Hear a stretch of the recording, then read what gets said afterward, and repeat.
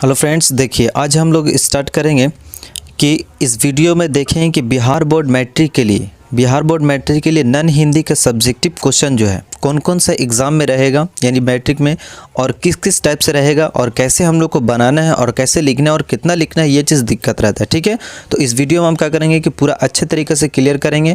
इस वीडियो का करना है ज़्यादा से ज़्यादा शेयर करना है। और इस वीडियो का ये जो है पार्ट 1 है, पार्ट 1 आपको बता रहे हैं, पार्ट 2 और पार्ट 3 इस टाइप से बताया हुआ है। तो 2 ही वीडियो है, पार्ट 1 और पार्ट 2 टाइप का दिया हुआ। ठीक है, अगर 2 वीडियो को आप देखते हैं तो 100 में 100 आसानी से आप ला सकते हैं। ठीक है, तो सब्जेक्टिव क्वेश्चन का आंसर हम आपको बता रहे हैं कौन कौन मेन क्वेश्चन है। चलिए तो हम लोग वीडियो स्टार्ट करते हैं, ज़्यादा लेट नहीं हो, चलिए देखते हैं। देखिए क्वेश्चन नंबर 1 में लिखा हुआ है, ये अति लघु उत्तरीय का बता रहे हैं, यानी कि 2-2 नंबर का जो भी क्वेश्चन आएगा वो किस टाइप से लिखना, आपको कौन कौन क्वेश्चन रहेगा ये रट्टा मार लेना है एकदम। ठीक है, रट्टा नहीं तो स्क्रीनशॉट लेकर के आपको कॉपी पे लिखना है और अच्छे तरीके से इसको बार बार लिखना है, बार बार मिटाना है, बार बार लिखना है कार्डबोर्ड पे, आपको याद हो जाएगा। तो क्या करना है, एग्जाम में अच्छे टाइप से आप लिख सकते हैं। चलिए देखते हैं, स्टार्ट करते हैं। क्वेश्चन नंबर 1 में लिखा हुआ है, ईदगाह के लेखक कौन है। ये नॉन हिंदी का क्वेश्चन है, यानी उर्दू वाला लड़कन लोग के लिए है। ठीक है, ये हिंदू लड़कन लोग के लिए नहीं है। चलिए देखते हैं कि ईदगाह के लेखक कौन है। तो ईदगाह के लेखक कौन है, तो ईदगाह के लेखक प्रेमचंद है। ठीक है, ईदगाह के लेखक कौन है, तो प्रेमचंद है। तो इस टाइप से आपको आंसर देना है, समझ में आ रहा है ना। तो देखिए क्वेश्चन नंबर 2 में लिखा हुआ है, कर्मवीर शीर्षक कविता के रचयिता कौन है। कर्मवीर शीर्षक कविता के रचयिता कौन है, तो इसका आंसर हो जाएगा आपका, यानी उत्तर होगा कर्मवीर शीर्षक कविता के रचयिता अयोध्या सिंह उपाध्याय हरिऔध है। ठीक है, इसका पूरा नाम है अयोध्या सिंह उपाध्याय हरिऔध, यानी कि कर्मवीर का पूरा नाम भी अगर पूछेगा तो यही आपको आंसर लिखना है, अयोध्या सिंह उपाध्याय हरिऔध लिखना है। ठीक है, चलिए अगला देखते हैं। क्वेश्चन नंबर 3 में, कर्मवीर की पहचान क्या है। ये बहुत ही इंपॉर्टेंट क्वेश्चन है। कर्मवीर की जो पहचान है वो चीज़ को हम लोग को बताना है। ठीक है, तो कर्मवीर की पहचान क्या है, तो कर्मवीर जो है कर्म के प्रति निष्ठा रखते हैं और कठिनाइयों से घबराते नहीं, और वो कर्म के पथ पर चलते हैं। ठीक है, पथ पर बढ़ते जाते हैं, यही कर्मवीर की कहाँ है, पहचान है। यानी कि वो कठिनाइयों से घबराते नहीं हैं और क्या करते हैं, कर्म के पथ पर वो आगे बढ़ते ही रहते हैं। इस टाइप से इसका आंसर होगा। ठीक है, क्वेश्चन नंबर 3 का। चलिए क्वेश्चन नंबर 4 में लिखा हुआ है, कर्मवीर कविता में किसकी प्रधानता दी गई है। ये भी बहुत इंपॉर्टेंट क्वेश्चन है, ये बार बार एग्जाम में आता है। कर्मवीर कविता में किसकी प्रधानता दी गई है, तो इसका आंसर होगा कि कर्मवीर कविता में कर्म की प्रधानता दी गई है। कर्मवीर कविता में किसकी प्रधानता दी गई है, तो कर्म की प्रधानता दी गई है, ये चीज़ को याद रखना है। चलिए क्वेश्चन नंबर हम लोग देखते हैं 5 में। क्वेश्चन नंबर 5 में है, बलगोविंद भगत के लेखक कौन है। ठीक है, बलगोविंद भगत जो है इसका लेखक कौन है, ये कहानी किसने लिखा है, तो बलगोविंद भगत के जो लेखक है रामवृक्ष बेनीपुरी है। ये सब जितना भी क्वेश्चन है आपको क्या करना है, स्क्रीनशॉट लेकर के अच्छे तरीके से आपको तैयारी करना है, यानी कि आपको लिख लेना है या फिर स्क्रीनशॉट लेकर के अच्छे से याद कर लेना है। हमको कहने का मतलब यही है कि याद करके ही एग्ज़ाम में जाना है, नहीं तो दिक्कत होगा। और इस वीडियो को ज़्यादा से ज़्यादा शेयर कीजिए अपने दोस्तों के साथ, ताकि वो भी एग्ज़ाम में अच्छा नंबर ला सकें। चलिए क्वेश्चन नंबर 6 में देखते हैं कि बलगोविंद भगत का कद कैसा था। तो बलगोविंद भगत का जो है कद जो थे वो कैसे कद के थे, तो मंझौले कद के थे, यही चीज़ को याद रखना है। बलगोविंद भगत के जो कद था वो कैसे थे, तो मंझौले कद के वो थे। ठीक है, गोरे चिट्टे थे, करीब 60 से ऊपर के ही होंगे। उनका जो साल अगर पूछेगा तो 60 से प्लस का बताइएगा, 60 से प्लस में टिक लगाइए, यानी 60 से ऊपर। क्वेश्चन नंबर 7 में लिखा हुआ है, बलगोविंद भगत हर वर्ष कहाँ जाते थे। यानी कि बलगोविंद भगत जो है हर वर्ष कहाँ जाते थे, हर दिन नहीं हर वर्ष याद रखना है। तो हर वर्ष कहाँ जाते थे, तो गंगा स्नान करने जाते थे। हर वर्ष कहाँ जाते थे, गंगा स्नान करने जाते थे।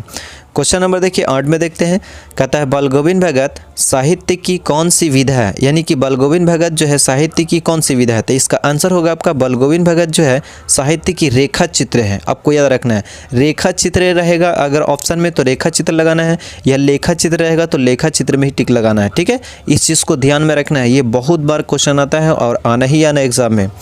क्वेश्चन नंबर 9 में देखते हैं, कहता है बलगोविंद भगत किसके उपासक थे। यानी बलगोविंद भगत जो थे किसके उपासक थे, किस पर निर्भर रहते थे, तो बलगोविंद भगत जो है किसके उपासक थे, तो कबीर के उपासक थे। यानी कि कबीर के चीज़ों को गाते थे और कबीर के चीज़ों को ही अपनाते थे। यानी कबीर आंसर हो जाएगा। चलिए क्वेश्चन नंबर 10 में देखते हैं हम लोग, जल्दी जल्दी देखें क्योंकि बहुत ही क्वेश्चन देखना है और ये सब जितना भी क्वेश्चन आपको बहुत इंपॉर्टेंट क्वेश्चन है।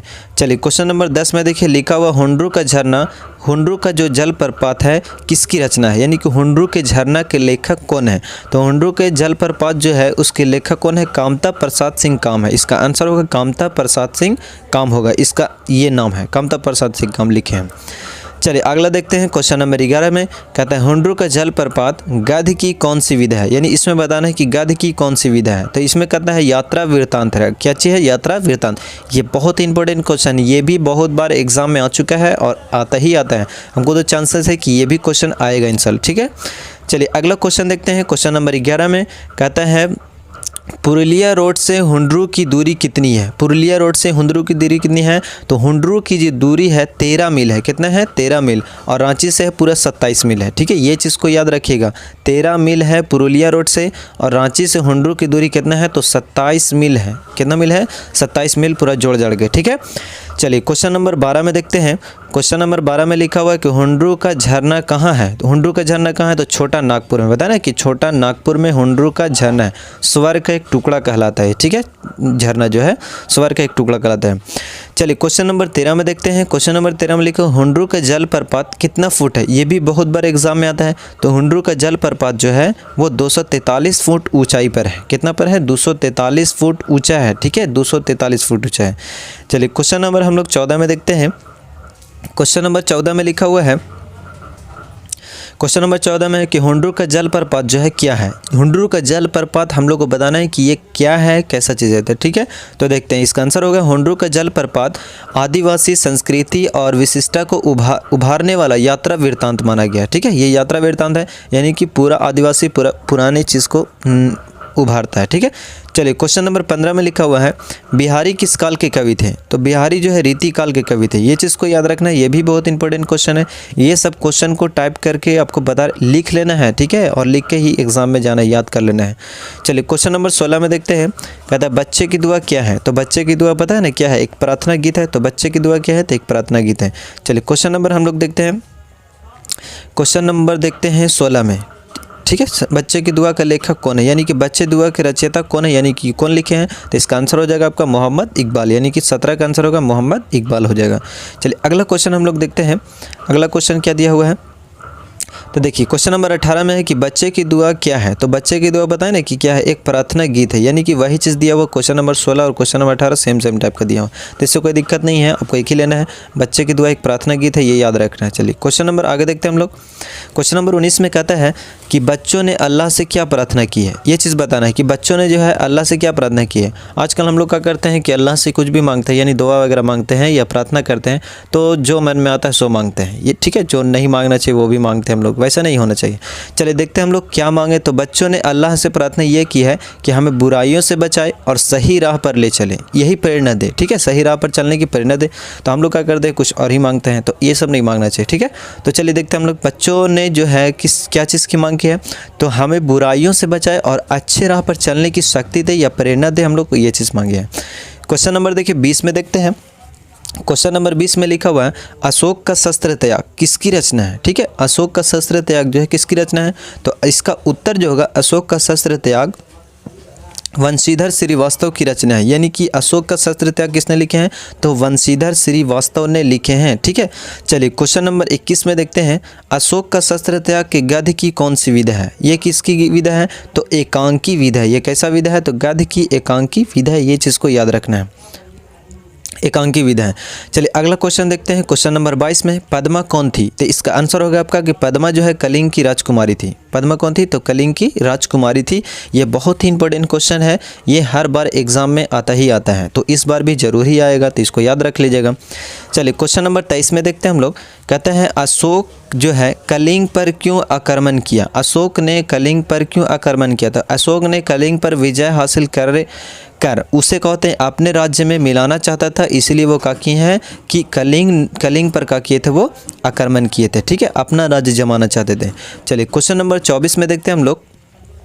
क्वेश्चन नंबर 24 में लिखा हुआ कि अशोक और कलिंग के बीच कितने दिनों से युद्ध जारी था। ये युद्ध लिखा हुआ है, ठीक है, युद्ध याद रखिएगा, युद्ध लिखा हुआ है, ठीक है, ये चीज़ को याद रखना है। तो युद्ध जारी हुआ, तो ये कितने कलिंग के बीच लगभग जो है 4 साल युद्ध जारी था। कितना साल। तो 4 साल युद्ध जारी था, यानी कि चालू था, 4 साल से युद्ध हो ही रहा था, मारपीट। चलिए सवाल नंबर 25 में देखते हैं, यानी क्वेश्चन नंबर 25 में देखते हैं इसरिया जो है तू न गई मेरी मन से किसकी रचना है। तो इसरिया तू न गई रामधारी सिंह दिनकर लिखे हैं, यानी कि इसरिया तू न गई मेरी मन से ये इसका जो कहानीकार है यानी कि लेखक जो है कौन है? रामधारी सिंह दिनकर हैं। चलिए क्वेश्चन नंबर 26 में देखते हैं, ईसरिया का क्या काम है? तो ईसरिया का काम जो है जलना या जलाना, ठीक है। ईसरिया का काम है जलाना, जलना नहीं, काचे काम है तो जलाना काम है, ठीक है। ये चीज़ को याद रखना है। ये सब जितने भी क्वेश्चन हैं आपको बहुत ही इंपॉर्टेंट क्वेश्चन है, याद नहीं किए तो आप बहुत ही पछताते ही रहिएगा। चलिए क्वेश्चन नंबर 27 में देखते हैं, कहता है ईसरिया क्या है? तो ईसरिया मनुष्य के चरित्र को दोष ही नहीं बल्कि क्या होता है? आनंद का भी बाधक होता है। यानी कि जिसके अंदर ईसरिया हो गया, यानी कि जलन हो गया, वो क्या हो सकता है कि वो कभी भी खुश नहीं रहेगा, दूसरे को देख देख करके ही जलते ही रहेगा। तो इस टाइप से उसका क्वेश्चन था। तो इस देखिए, बल्कि आनंद नहीं, वो क्या हो जाता है? बाधक हो जाता है, किसी चीज़ को रोकने के लिए बन जाता हो। चलिए क्वेश्चन नंबर 28 में देखते हैं हम लोग। क्वेश्चन नंबर 28 में लिखा हुआ कि किसने कहा तुम्हारा निंदा वही करेगा और जिसकी तुमने भलाई की है? यह किसने कहा है कि तुम्हारा निंदा वही करेगा जिसने तुमकी का की भलाई की है? यानी कि आजकल ऐसा होता है कि जिसका भलाई कीजिएगा वही आपका क्या करेगा? निंदा करेगा। तो ये बताइए ये किसने कहा था, ठीक है। तो ये जो कहे थे ईश्वर चंद विद्यासागर ने कहे थे ये चीज़ को, कि जिसको तुम आप भलाई कीजिएगा वो क्या करेगा? आपका निंदा करेगा, ठीक है, यानी कि बेइज्जत करेगा, इस टाइप से करेगा। तो ये इस टाइप से होगा। तो इसका जो सही आंसर होगा आपका ईश्वर चंद विद्यासागर ने कहा था ये चीज़। चलिए क्वेश्चन नंबर 29 में देखते हैं, ईसरिया से बचने का क्या उपाय है? यानी कि हम लोग को जलन वगैरह सब चीज़ से बचने के लिए क्या उपाय है? तो ईसरिया से बचने का उपाय जो है मानसिक अनुशासन है। मानसिक अनुशासन बनाए हुए रखिए तो आप क्या हो सकते हैं? ईसरिया से बच सकते हैं।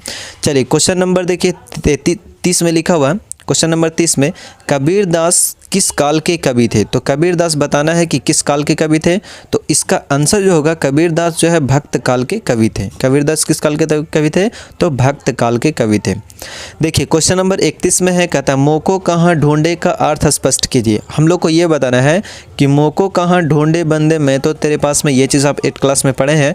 इसको हम लोग का करना है कि अर्थ स्पष्ट करना है। तो देखिए कहता है कबीर कहते हैं कि लोग भगवान को जगह जगह ढूंढते फिरते रहते हैं, जबकि भगवान का होते हैं आत्मा में निवास करते हैं। यानी कि लोग भगवान को मंदिर मस्जिद काबे क्लास इस समय ढूंढते हैं, वर्ग में ढूंढते हैं, ठीक है। ये चीज़ में नहीं रहता है, बाजा वगैरह इस समय नहीं रहता है।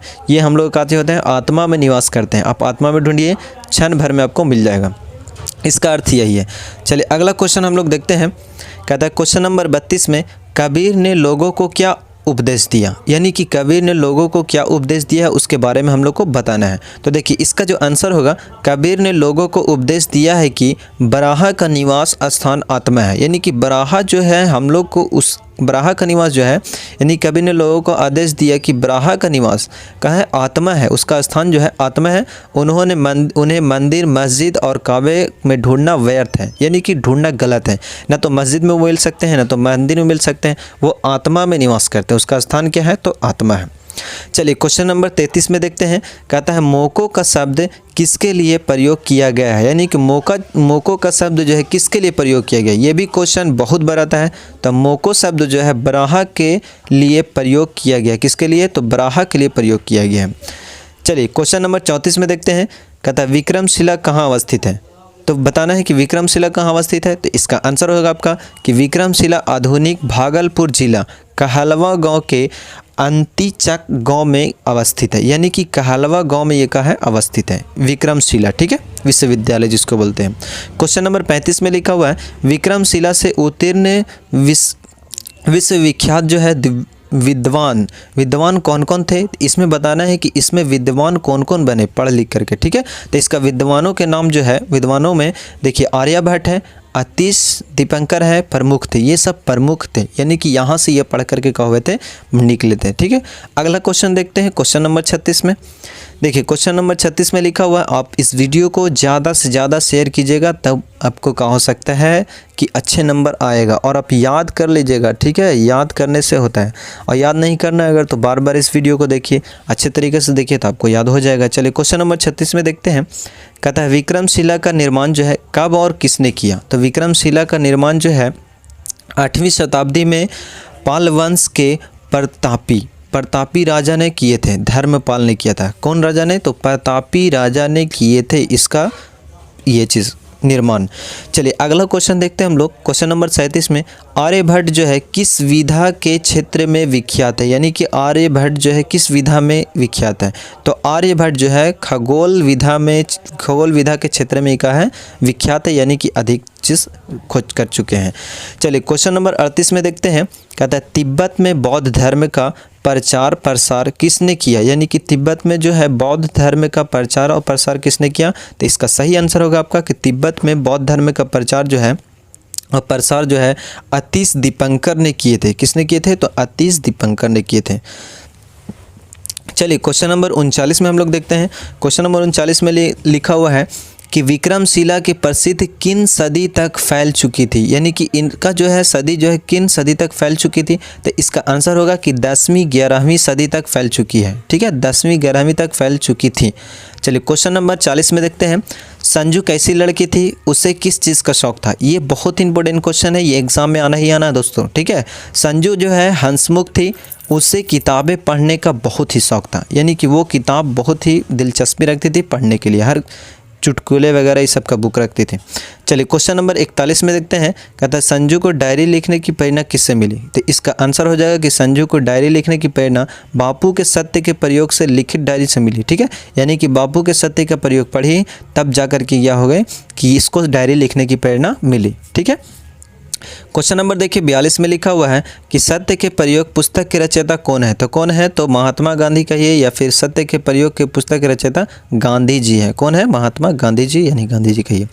क्वेश्चन नंबर देखिए 43 में लिखा हुआ है कि पीपल किसकी रचना है। तो पीपल किसकी रचना है, तो गोपाल सिंह नेपाली की है। गोपाल यहाँ पे छिपा हुआ है। ठीक है, गोपाल सिंह नेपाली की रचना है। कौन सा है, तो गोपाल सिंह नेपाली की है। ठीक है, गोपाल सिंह नेपाली की, अब देख लीजिएगा यहाँ पे गोपाल सिंह नेपाली। क्वेश्चन नंबर 44 में है कि दीनबंधु निराला के लेखक कौन है। दीनबंधु निराला के कौन लेखक है, तो आचार्य शिवपूजन शाह है। इसका आंसर होगा आचार्य शिवपूजन शाह। चलिए क्वेश्चन नंबर 45 में देखते हैं, निराला कौन थे। तो इसका आंसर होगा निराला जो है छायावादी कवि थे। निराला कौन थे, तो छायावादी कवि थे। इसका आंसर ये होगा कि निराला कौन थे, तो छायावादी कवि थे। देखिए क्वेश्चन नंबर देखिए 46 में देखते हैं, अगर ये जो क्वेश्चन आपको छोटा छोटा दिखाई दे रहा है तो आप क्या कर सकते हैं, वीडियो को बड़ा करके देख सकते हैं और अच्छे टाइप से देख सकते हैं, यानी कि 360p पर भी आप देखिएगा तो अच्छा दिखेगा। ठीक है, या फिर HD में देखिए आपको अच्छा दिखेगा। चलिए अगला क्वेश्चन देखते हैं हम लोग। क्वेश्चन नंबर 46 में कहता है खेमा किस पर आधारित कहानी है। तो खेमा किस पर आधारित कहानी है, तो बाल श्रमिक पर है। किस पर है, तो बाल श्रमिक, यानी कि बच्चों के बारे में बताया कि बच्चा काम नहीं करना चाहिए, इस टाइप से बताया है। देखिए क्वेश्चन नंबर 47 में कहता है मुक्ता काशी होटल का मालिक कौन है। ठीक है, मुक्ता काशी होटल का मालिक कौन है, तो मुक्ता काशी होटल का मालिक जो है कसारा है। कौन है, तो कसारा है। तो ये इसका आंसर हो जाएगा आपका कसारा। क्वेश्चन नंबर 48 में है खेमा कौन है। तो खेमा का है, तो खेमा जो है मुक्ता काशी होटल में काम करने वाला एक लड़का है जो बाल श्रमिक कहलाता है। ठीक है, यानी कि बच्चा है काम करने वाला। क्वेश्चन नंबर 49 में है, कहता है ईदगाह कहानी किस पर आधारित है। इसको हम लोग बताएं, तो ईदगाह कहानी किस पर आधारित है, बाल मनोविज्ञान पर, यानी कि बच्चों के बारे में बताया गया है। ठीक है, क्वेश्चन नंबर 50 में देखते हैं, कहता है कि मुक्ता काशी होटल का मालिक कौन है, तो ये तो कसारा है। कौन है, तो कसारा है। तो चलिए क्वेश्चन नंबर 51 में देखते हैं, कहता है खुशबू रचते हाथ किसकी रचना है। तो इसका रचना जो है अरुण कमल है। कौन होगा, तो अरुण कमल होगा इसका आंसर। कौन होगा, अरुण कमल होगा। ठीक है, इसको याद कर लेना है। देखिए बाकी का आगे क्वेश्चन नहीं है, आपको यहीं तक आपको अच्छे तरीके से तैयारी करना है। ये पार्ट 1 था, पार्ट 2 आप देख लीजिएगा, आपका ऑब्जेक्टिव और सब्जेक्टिव दोनों कंप्लीट हो गया। इस वीडियो को हम क्या किए हैं कि हिंदी का जो नॉन हिंदी का बुक है क्लास 8 का, उसको पूरा निचोड़ करके हम आपको सब्जेक्टिव और ऑब्जेक्टिव दोनों बता दिए एक ही में। आपको याद कर लेना है, बाकी एग्जाम में अच्छा नंबर आ जाएगा। चलिए अगला वीडियो में मिलता है आपके साथ। Thank you so much.